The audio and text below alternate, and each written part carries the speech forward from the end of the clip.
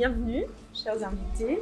Nous sommes honorés de vous accueillir aujourd'hui pour une expérience culturelle assez enrichissante autour de Chopin Resonance Today, qui est un événement satellite du festival New European Art Bauhaus, célébrant la beauté intemporelle de l'art à travers les mélodies envoûtantes de Frédéric Chopin.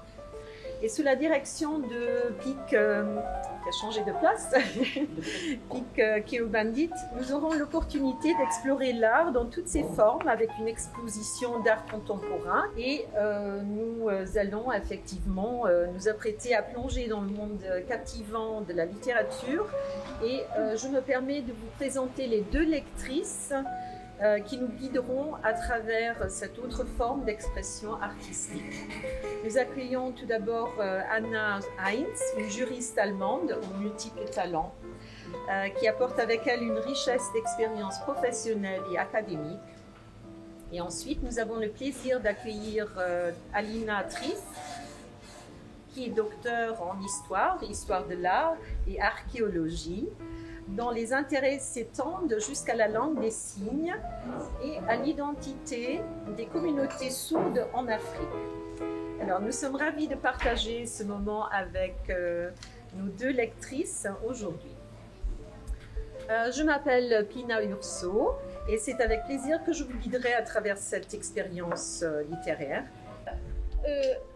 On a l'impression, dans les pages, qu'il y a comme une obsession pour l'instrument, c'est-à-dire faire de la musique, ça devient une obsession.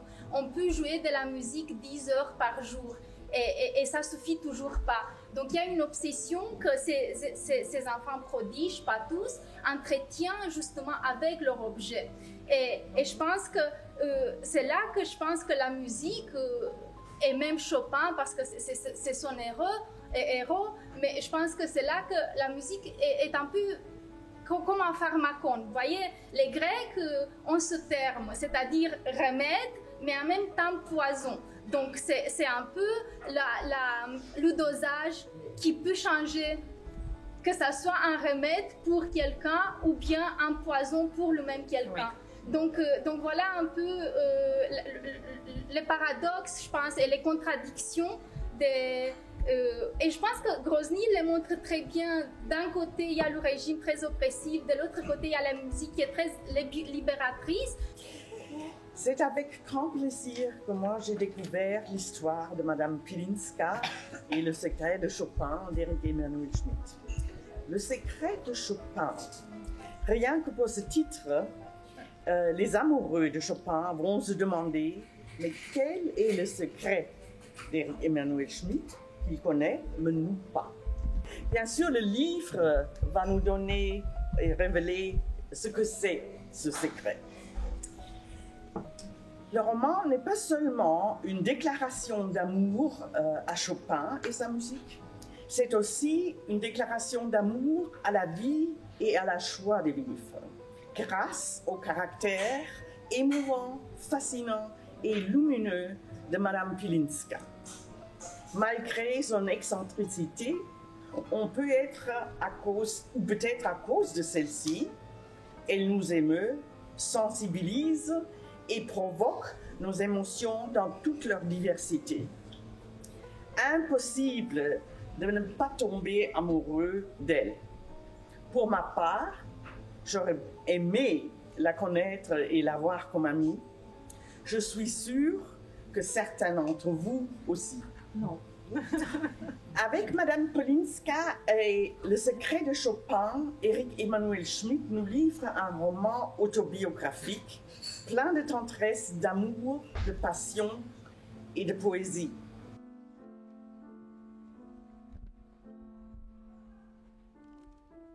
Alors nous sommes heureux et honorés de vous accueillir aujourd'hui pour une expérience culturelle enrichissante autour de Chopin Resonance Today, un événement satellite du festival New European Bauhaus, célébrant la beauté intemporelle de l'art à travers les mélodies envoûtantes de Frédéric Chopin. Alors nous vous souhaitons de passer un agréable moment en sa compagnie et de déguster cette belle performance musicale. Merci.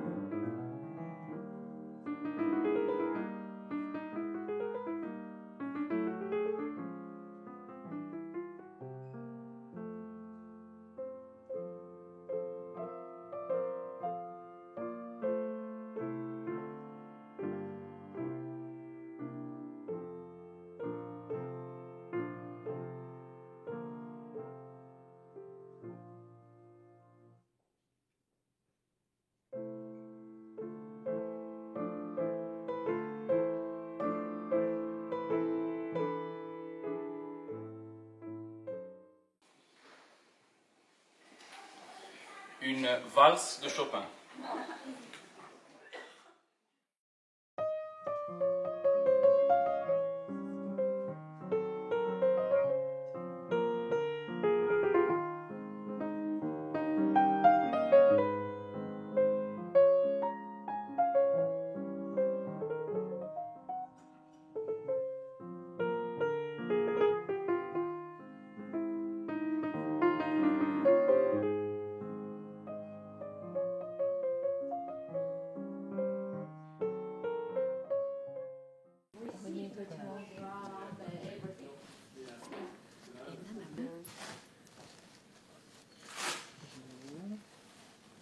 Ennek így állnia kéne. Maximálisan nyelven. Szerintem is volt, igen.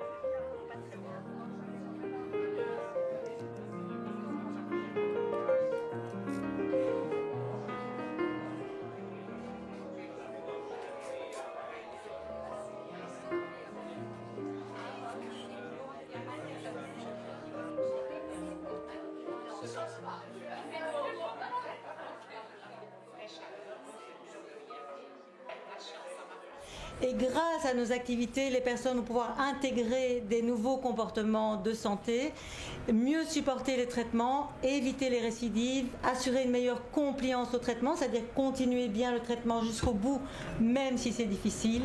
Et je pense que les patients sont ravis d'avoir ce petit lieu qu'ils reçoivent. Et ce n'est pas juste du confort, c'est vraiment très important dans le trajet des soins du cancer. Et ben, je vous souhaite un très bon moment de mazurka et profitez bien. Et merci mesdames d'être là.